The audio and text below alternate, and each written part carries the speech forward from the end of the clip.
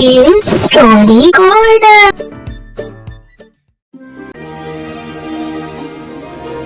एक बार एक पंडित और उसकी पत्नी गांव में रहते थे। वे एक छोटे से घर में एक नदी के किनारे रहते थे। वे बेहद गरीब थे और जीवन यापन करने के लिए बहुत संघर्ष करते थे। पंडित अपनी पत्नी को कई सुख भोग देकर खुश करना चाहता था। एक दिन पंडित झील के पास बैठा था, जबकि उसकी पत्नी रसोई में काम कर रही थी। पंडित शांतिपूर्ण दोपहर में कुछ प्रार्थनाएं कर रहा था।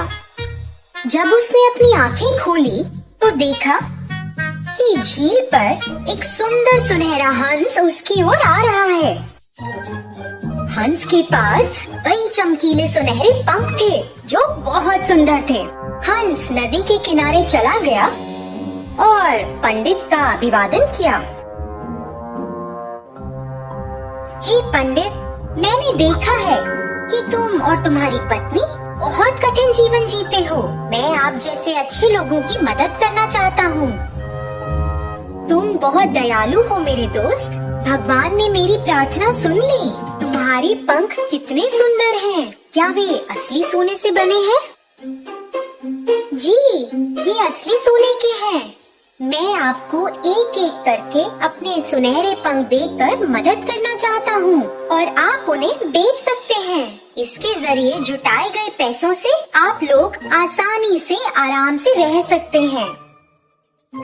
यह बहुत अद्भुत है। कृपया हमारे नम्र घर में हमारे साथ आएं और रहें। मुझे यकीन है कि मेरी पत्नी तुमसे मिलना बहुत पसंद करेगी। पंडित हंस को घर ले गया और अपनी पत्नी को दिखाया। उसकी पत्नी हैरान थी और अपने जीवन में कुछ सुख भोग पाकर बहुत खुश थी। पत्नी ने तुरंत पूछा, क्या आप हमें अभी एक पंख दे सकते हैं ताकि हम इसे देख सकें और इसे धारण कर सकें? हंस ने एक पंख निकाला और उसे पंडित की पत्नी को दे दिया। फिर उसने उसे कहा कि वह एक बार में एक से अधिक ना ले, क्योंकि यह सही नहीं होगा।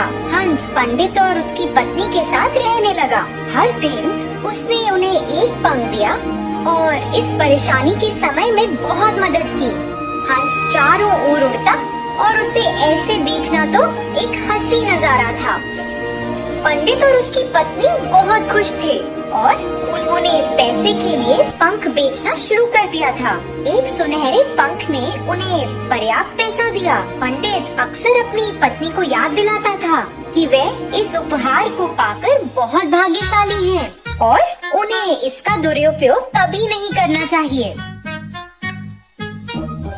कई दिन बीत गए और एक दिन पंडित पंख बेचने के लिए बाजार गया। पत्नी घर में खाना बना रही थी, जबकि स्वर्ण हंस कोने में सोया हुआ था। अचानक पंडित की पत्नी को एक विचार आया, यह हंस हमारे साथ कब तक ऐसे रहेगा? हमें तो बस इसके पंखों की जरूरत है, लेकिन इस प्रक्रिया में हमें इसे खिलाना है, स्नान कराना है और इसकी देखभाल भी करनी है। हम इस हंस पर भरोसा नहीं कर सकते।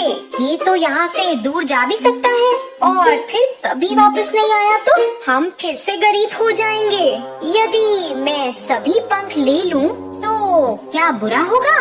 उसके सोते हुए मैं जल्दी से इसके सारे पंख निकाल लूंगी। हमें अपने जीवन में एक भी दिन काम नहीं करना पड़ेगा। हम पंखों को सुरक्षित रूप से संभाल कर रख सकते हैं और जब मन चाहे इस्तेमाल भी कर सकते हैं।